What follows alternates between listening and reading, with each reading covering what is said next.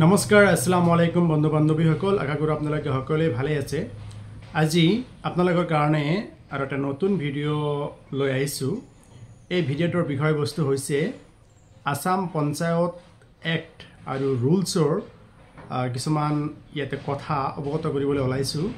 যেনেকুৱা the Assam panchayat constitution rules 1995ৰ section 62 clause 1 sub clause G আৰু ছেকশ্যন 62 ক্লজ 1 সাব ক্লজ এইচৰ কিছুমান কথা আপোনালোকক অৱগত কৰিবৰ কাৰণে বনাইছোঁ। এয়া মোৰ ওচৰত কিতাপ, এইটো মই মেলি লৈছোঁ। ইয়াৰ পৰা মই আপোনালোকক চাই কিছুমান কথা অৱগত কৰিম। কিতাপটো মই নিজে লিখিছোঁ। চাওক, পঞ্চায়ত নিৰ্বাচন আৰু অসম পঞ্চায়ত আইন সন্দৰ্ভত জানিব লগা বহু কথা। কিতাপখনৰ দাম হৈছে মাত্ৰ 100 টকা। গতিকে এই কিতাপখনৰ ইম্পৰ্টেণ্ট কথা আপোনালোকক জনাম। Section 62 Clause 1 Subclause G, the Assam Panchayat Constitution Rules 1995 ইয়াতে কোৱা হৈছে আঞ্চলিক পঞ্চায়তৰ সভাপতি, উপসভাপতি আৰু আঞ্চলিক পঞ্চায়তৰ সদস্য এজনে অতিৰিক্ত সন্তান জন্ম দিলে কেনেকুৱা ব্যৱস্থা গ্ৰহণ কৰিব আৰু ক'ত অভিযোগ দিব।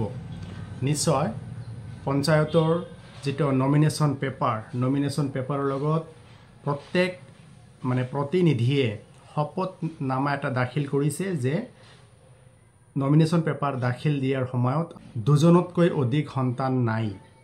গতিকে যদি নিৰ্বাচনত জয়ী হোৱাৰ পিছত কোনোবা আঞ্চলিক পঞ্চায়তৰ সভাপতি, উপসভাপতি, পঞ্চায়তৰ সভাপতিয়ে বা জিলা পৰিষদৰ সদস্যজনে যদি অতিৰিক্ত সন্তান জন্ম দিয়ে, আপোনালোকৰ যদি দৃষ্টিগোচৰ হয়, মনত ৰাখিব দুটাতকৈ অধিক সন্তান যদি থাকে তেতিয়াহ'লে আপোনালোকে সেই নিৰ্বাচিত জনপ্ৰতিনিধিক পদৰ পৰা অপসাৰণ কৰিব পাৰিব। আপোনালোকে অভিযোগ দিব লাগিব। চিম্পলি আপোনালোকে ডিষ্ট্ৰিক্ট কমিশ্যনাৰৰ তাতে অথবা গাঁও পঞ্চায়তৰ সম্পাদক বা ছেক্ৰেটাৰী অথবা জিলা পৰিষদৰ মুখ্য কাৰ্যবাহী বিষয়াক আপোনালোকে লিখিত অভিযোগ দিলে তদন্ত হ'ব। তদন্ত হোৱাৰ পিছত নিৰ্বাচিত প্ৰতিনিধিয়ে দুটাতকৈ অধিক সন্তান জন্ম দিয়াৰ অপৰাধত তেখেতক পদৰ পৰা আপোনালোকে বৰখাস্ত কৰিব পাৰিব। ধন্যবাদ।